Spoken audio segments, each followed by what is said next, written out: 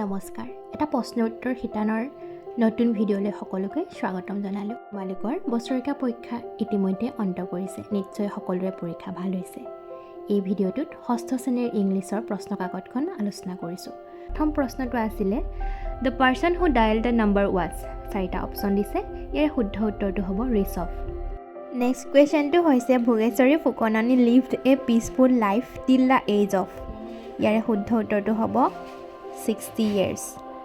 Next question. A public rally was organized at Berhampur on.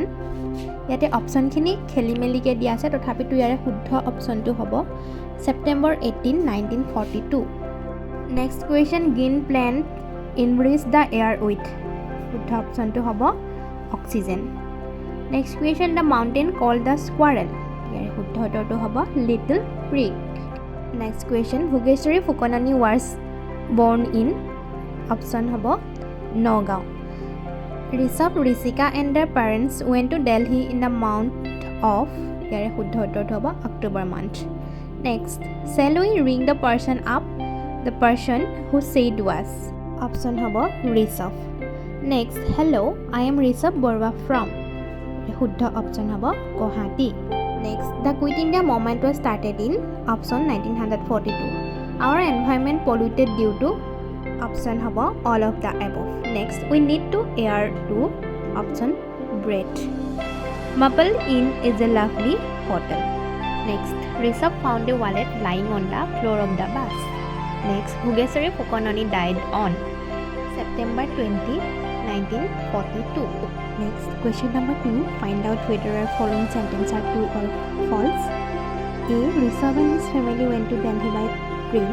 It is false. And the option B true. 3 number question 2 maths কৰিব দিছে Taj Mahal Agra Bhogeshwari Fukonani freedom fighter Terang farmer.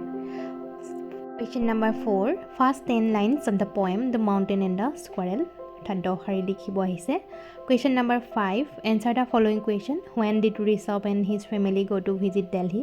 October month and puja holiday. The next question, what happens when the air become polluted? When polluted air goes into our lungs, we can fall ill. Next, who was Bhogeshwari Fukonani? Bhogeshwari Fukonani was a freedom fighter. Then, name 2 structures that Rishabh and Rishika saw during the trip to Delhi. Agra, Taj Mahal, then Red Fort, India Gate in Delhi. The next question, what steps should we take to keep our environment clean? Cars and buses should be cleaned regularly to reduce the release to harmful gases. Factories must adopt measures to protect the environment. The next question, fill in the blanks with suitable words from the box. First to hobo, once India was under the rule of the British, owned after a lot of hard work. And third to hobo, Mohandas Karamchand Gandhi is better known as Bapuji. Then 9 number question to this fill in the table below with appropriate name. Pratham to hobo teacher, then next to hobo pilot, and third to hobo dentist. Question number 10 rhyming words last, fast, round, sound, food, good, bad, head. Then opposite word minimum, maximum, close, open, big, small, cold, hot. Then number mango, mangoes, bag, bags, fish, fishes, city, cities, tooth, treat. Then question number 13 means the gender king, queen, sir, ma'am or madam, doctor, lady doctor, grandfather, grandmother, pool, cow.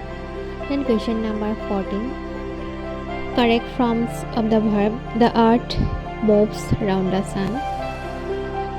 She likes mango. The baby is sleeping. They are playing football. Then turn into negative. Pratham to hobo he does not love his sister. The next to hobo I am not eating the a mango. Then next turn into interrogative sentence. Is he playing now?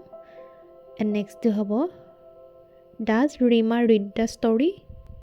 17 number question this article Raju is an honest boy. The sun rises in the east.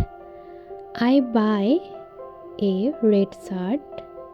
The sky is cloudy today. Next question. Correct preposition. A book is on the desk. The cat is under the sofa. He is fond of tea. They are going to school. The next, turn the following sentence into passive. প্ৰথমটো হ'ব rats are chased by cats. Then next to হ'ব animals are loved by children. And number 20, paragraph writing. Kanaklata Barua, your classroom, your school. ইতিমধ্যে সেইবোৰ তোমালোকে নিজৰ বিদ্যালয়ত পাইছাই.